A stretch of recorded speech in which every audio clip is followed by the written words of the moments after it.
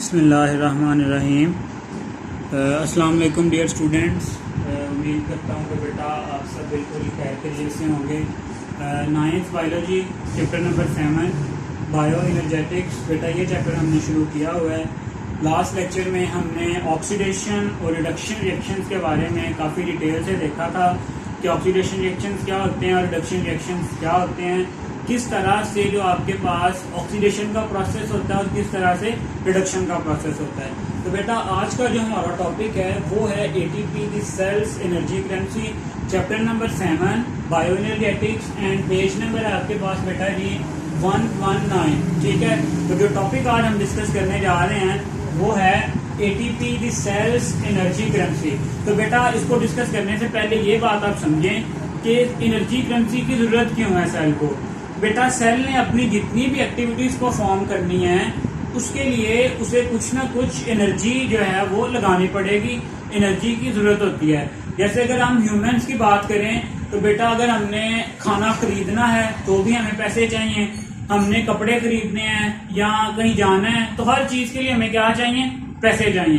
तो सिंपली आप ये समझें कि सेल को भी पैसों की जरूरत होती है और जो सेल के पैसे हैं वो क्या है, एटीपी। क्लियर हो गया, इसीलिए हम इसे कहते हैं energy currency of the cell. Clear हो गया। चलें अब बेटा आते हैं कि जो एटीपी है ये हम इसके स्ट्रक्चर को भी देखेंगे, इसके फंक्शंस को भी देखेंगे और ये भी देखेंगे कि किस तरह से जो एनर्जी है उसको स्टोर करता है और किस तरह से जब इसमें से बॉन्ड्स ब्रेक डाउन होते हैं तो किस तरह से जो एनर्जी है वो रिलीज होती है। ठीक है, तो बेटा ये बोर्ड के पॉइंट ऑफ व्यू से as a long question, as short questions और एमसीक्यूज के हवाले से भी ये जो टॉपिक है ये बहुत इंपॉर्टेंट है। लॉन्ग क्वेश्चन के तौर पे भी आपके बोर्ड के एग्जाम में ये जो क्वेश्चन है ये पूछा जा चुका है, तो इसे आपने बहुत अच्छे से प्रिपेयर करना है। चलें पहले देखते हैं इसकी डिस्कवरी की तरफ। डिस्कवरी की तरफ आते हैं कि इसको डिस्कवर किसने किया था। ठीक है, सबसे पहले देखते हैं इसकी discovery.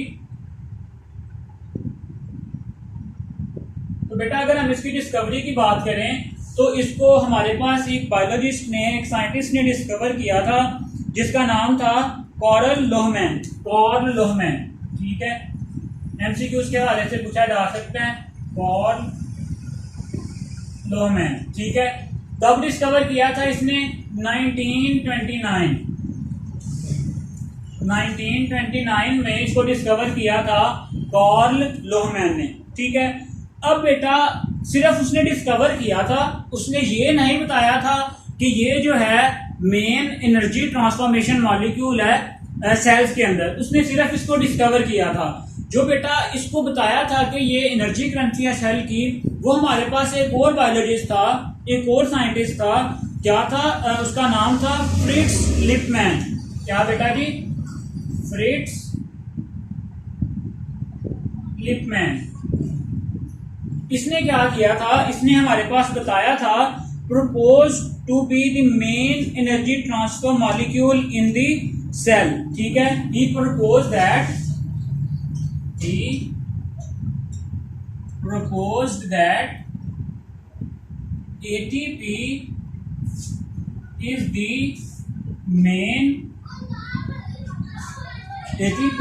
the main energy transfer molecule.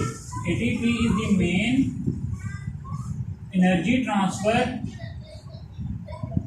molecule in the cell. ठीक है, ये जो मेन एनर्जी ट्रांसफर मॉलिक्यूल था जहां से एनर्जी आती है वो क्या है, एटीपी। क्लियर हो गया। चले तो बेटा इसी वजह से ये जो आपके पास फ्रिट्ज लिपमैन था इसको नोबेल प्राइज भी दिया गया था इन 1941। ही awarded Nobel Prize, he awarded Nobel Prize in 1941। Clear हो गया। चलिए आपने इसको मिक्स नहीं करना कि ये जो आपके पास एटीपी था इसको डिस्कवर किसने किया और ये किसने बताया कि जो आपके पास ये एटीपी है ये मेन एनर्जी ट्रांसफर मॉलिक्यूल है। चलें क्लियर है यहाँ तक। अब आते हैं बेटा इसके स्ट्रक्चर की तरफ और इसके फंक्शंस की तरफ। तो यहाँ पे जो पहली बात तो आपको पता होना चाहिए कि एटीपी से बन क्या रहा है। तो एटीपी बेटा आपके पास क्या है, एडिनोसिन ट्राइफॉस्फेट। ठीक है, तो पहली बात तो ATP stands for adenosine triphosphate. ठीक है, ये आपने याद रखना है कि ATP किसकी शॉर्ट फॉर्म है, एडिनोसिन ट्राइफॉस्फेट की। चलें, अब ये क्या है कि major energy currency of all cells is a nucleotide. ये आपने ये भी बात याद रखनी है कि ATP क्या है, आपके पास एक न्यूक्लियोटाइड है। ठीक है, अभी जो न्यूक्लियोटाइड है इसके कितने कंपोनेंट्स होते हैं बेटा जी, इसके 3 कंपोनेंट्स होते हैं। एक होता है इसकी राइबोज शुगर, ठीक है, 5 carbon sugar plus nitrogenous base, और जो तीसरा कंपोनेंट होता है वो होता है फॉस्फेट ग्रुप। फॉस्फेट ग्रुप, अगर ये 3 चीजें किसी कंपाउंड में हो तो वो क्या कहलाता है आपके पास, न्यूक्लियोटाइड। क्लियर हो गया। फिर से देखें, ATP क्या है, एक न्यूक्लियोटाइड है। न्यूक्लियोटाइड में कितने कंपोनेंट्स होते हैं, 3। एक होती है उसमें राइबोज शुगर, दूसरी कोई नाइट्रोजनस बेस, और तीसरा क्या होता है आपके पास, कोई फॉस्फेट ग्रुप। क्लियर है। ATP is a nucleotide and is the main energy currency of the cell. चलें, अब आते हैं बेटा इसके फंक्शंस की तरफ। यहाँ पे हम पहले इसकी थोड़ी सी इंपॉर्टेंस देखते हैं, उसके बाद जो है हम इसके स्ट्रक्चर को डिटेल में डिस्कस करेंगे। बेटा अगर आप फंक्शंस की बात करें तो बॉडी की जितनी भी एक्टिविटीज हैं, ठीक है, वो सारी की सारी कौन किसके थ्रू होती हैं आपके पास, ATP के थ्रू। लाइक अगर आप कहें कि synthesis of macromolecules, synthesis of macromolecules. अब मैक्रोमोलिक्यूल्स क्या है आपके पास, RNA, DNA, प्रोटीन्स, लिपिड्स, ये सारी की सारी जो चीजें सेल में बनती हैं ये किसके थ्रू बनती हैं, ATP एनर्जी प्रोवाइड करती है, और फिर उस एनर्जी से ये जो डिफरेंट प्रोडक्ट्स हैं ये बनती हैं। इसके अलावा बेटा जितनी भी आपके पास सेल में मूवमेंट होती है, सेल में जितनी भी मूवमेंट होती है वो सारी की सारी ATP के थ्रू होती है।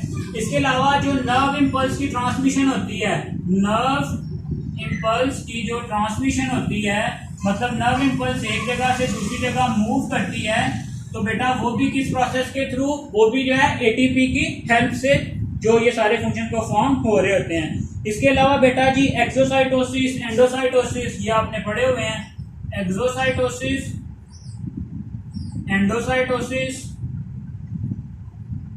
एक्सोसाइटोसिस बेटा ऐसा प्रोसेस है जिसमें सेल मेम्ब्रेन के थ्रू अपनी जो एक्स्ट्रा चीजें होती है उसको सेल से बाहर एक्सक्रीट आउट करता है, एग्जिट करता है। एंडोसाइटोसिस से मुराद होता है सेल इनसाइड जो डिफरेंट मटेरियल्स को क्या करता है, मूव करवाता है। इसके अलावा बेटा एक्टिव ट्रांसपोर्ट, उसमें भी ये जो आपके पास ATP है यही अपना रोल क्या करती है, प्ले करती है। सो आपकी बॉडी में जितने भी फंक्शंस परफॉर्म हो रहे होते हैं जिनमें एनर्जी रिक्वायर्ड होती है, वो जो सारी की सारी एनर्जी है वो कौन प्रोवाइड करता है, वो ATP प्रोवाइड करता है। So ATP is the very important component of the cell. So ठीक है बेटा, यहाँ तक ATP क्या है, ATP को डिस्कवर किसने किया, और ATP की इंपॉर्टेंस या इसके मेन फंक्शंस क्या हैं। चलें अब आते हैं बेटा इसके स्ट्रक्चर की तरफ कि ATP का जो स्ट्रक्चर है वो किस तरह से होता है। तो जैसे हमने यहाँ पे पहले भी लिखा हुआ है कि जो ATP आपके पास क्या है, एक न्यूक्लियोटाइड है। न्यूक्लियोटाइड में कितने कंपोनेंट्स होते हैं, 3 कंपोनेंट्स। कौन कौन से, ribose sugar, nitrogenous base and the phosphate group. So structure की अगर बात करें तो इसके हमारे पास 3 कंपोनेंट्स हैं। स्ट्रक्चर पे आ जाएंगे आप। अगर हम इसका स्ट्रक्चर देखें, 3 मेन कंपोनेंट्स कौन कौन से हैं जी आपके पास। पहला कंपोनेंट है राइबोज शुगर, जिसको हम 5 कार्बन शुगर भी कहते हैं। इसके अलावा जो सेकंड कंपोनेंट है वो है आपके पास नाइट्रोजनस बेस, और जो थर्ड कंपोनेंट है बेटा आपके पास वो क्या है, फॉस्फेट ग्रुप। वो क्या है, फॉस्फेट ग्रुप है। चलें अब देखते हैं कि ये स्ट्रक्चर जो है ये आपके पास किस तरह से है। यहाँ पे बेटा हम देख लेते हैं कि ये हमारे पास एक राइबोज शुगर है, ठीक है, 5 कार्बन जो आपके पास शुगर है, जिसको हम क्या कहते हैं, राइबोस शुगर। ठीक है, इस राइबोस शुगर के साथ बेटा जी एक साइड पे आपके पास जो है फॉस्फेट ग्रुप्स अटैच हैं। ठीक है, यहाँ पे हम देख लेते हैं फॉस्फेट, हम इसको ट्राई फॉस्फेट कहते हैं, इसलिए यहाँ पे कितने फॉस्फेट होंगे, 3 फॉस्फेट। ट्राई का मतलब 3 फॉस्फेट, फॉस्फेट आपको जाहिर कर ही रहा है। चलें, यहाँ पे बेटा क्या होगा आपके पास, यहाँ पे आपके पास जो है नाइट्रोजनस बेस होगी। ठीक है, हमारे पास जो नाइट्रोजनस बेस जो यहाँ पे होती है बेटा, वो डबल रिंग नाइट्रोजनस बेस होती है। ठीक है, यहाँ पे जो आपकी obviously adenine double ring nitrogenous base है। अब अगर हम उसके स्ट्रक्चर को देखें तो वो बेटा इस तरह से होता है आपके पास,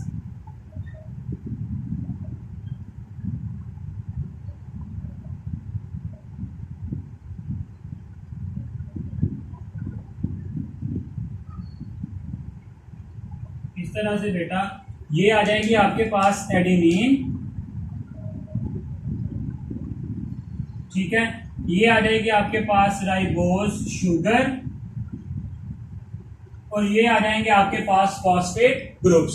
क्लियर हो गया, कितने कंपोनेंट्स हैं एटीपी के, 3 कंपोनेंट्स, राइबोस शुगर, एडेनिन या नाइट्रोजनस बेस, और आपके पास थर्ड क्या आ जाएंगे, इसके कंपोनेंट्स। अब देखें, अगर तो ये सिंपली होगा आपके पास, अगर एडेनिन और राइबोस शुगर हो, यहां से यहां तक का जो स्ट्रक्चर है एडेनिन और ribose sugar without any phosphate group, तो बेटा इसको हम कहते हैं एडिनोसिन। क्या कहते हैं, एडिनोसिन। क्लियर हो गया। चलें, अगर बेटा हम एक फॉस्फेट ग्रुप यहां पे साथ में मेंशन कर लें, अगर एक फॉस्फेट ग्रुप आ जाएगा तो उसको हम क्या कहेंगे, एडिनोसिन मोनोफॉस्फेट, एडिनोसिन मोनोफॉस्फेट। इसी तरह से अगर दूसरा फॉस्फेट ग्रुप भी यहां पे हम इसको कंसीडर कर लें तो फिर हम इसको क्या कहेंगे, एडिनोसिन डाइफॉस्फेट, एडिनोसिन डाइफॉस्फेट। ठीक है, इसी तरह से अगर ये तीसरा जो ग्रुप है फॉस्फेट, उसको भी अगर हम कंसीडर कर लें तो फिर ये क्या कहलाएगा आपके पास, एडिनोसिन ट्राई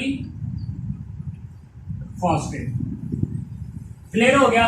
ये जो एटीपी का स्ट्रक्चर है ये किस तरह से है, हमने देखा है कि इसमें कितने कंपोनेंट्स हैं, 3 components, adenine, ribose sugar and the phosphate group.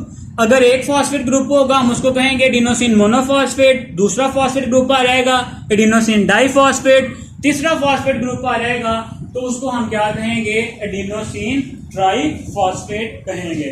Clear हो गया। चलें, अब आते हैं बेटा कि ये तो इसका स्ट्रक्चर इस तरह से है। अब एनर्जी कब रिलीज होती है और किस फॉर्म में रिलीज होती है, तो बेटा ये जो आपको ये जो बॉन्ड नजर आ रहे हैं, ये वाले जो बॉन्ड्स हैं फॉस्फेट जो को लिंक कर रहे हैं, equivalent bond connecting two phosphates is indicated by the tilde. ये जो आपको ये जो शेप नजर आ रही है इसको बेटा हम क्या कहते हैं, टिल्ड। अब देखो ये जो 2 फॉस्फेट बॉन्ड्स हैं, 2 फॉस्फेट ग्रुप्स हैं, ये आपस में एक कोवेलेंट बॉन्ड है जिसको टिल्ड की फॉर्म में शो किया गया है। ठीक है, अब बेटा जब ये बॉन्ड ब्रेक होगा, ठीक है, जब यहां से ये वाला बॉन्ड ब्रेक होगा और फॉस्फेट ग्रुप अलग हो जाएगा तो बेटा यहां से क्या होगी, एनर्जी रिलीज होगी। कितनी एनर्जी रिलीज होगी, वो होगी बेटा 7.3 किलो कैलोरी। ठीक है, इसी तरह से चले मैं यहाँ पे आपको बेटा दोबारा से दिखा देता हूँ। ये स्ट्रक्चर आपका क्लियर है। क्या होगा बेटा, एटीपी था ना, एडिनोसिन ट्राइफॉस्फेट था। ठीक है, अब एडिनोसिन ट्राइफॉस्फेट वाटर मिलेगा, वाटर मिलने के साथ बेटा यहाँ पे आपके पास किसमें कन्वर्ट हो जाएगा, वो ADP, adenosine diphosphate plus phosphorus. कैसे, चलें यहाँ पे देखते हैं। एक फॉस्फेट ग्रुप था, दूसरा फॉस्फेट ग्रुप था, तीसरा फॉस्फेट ग्रुप था। ठीक है, ये क्या है, एडिनोसिन ट्राइफॉस्फेट। अब सेल को चाहिए एनर्जी।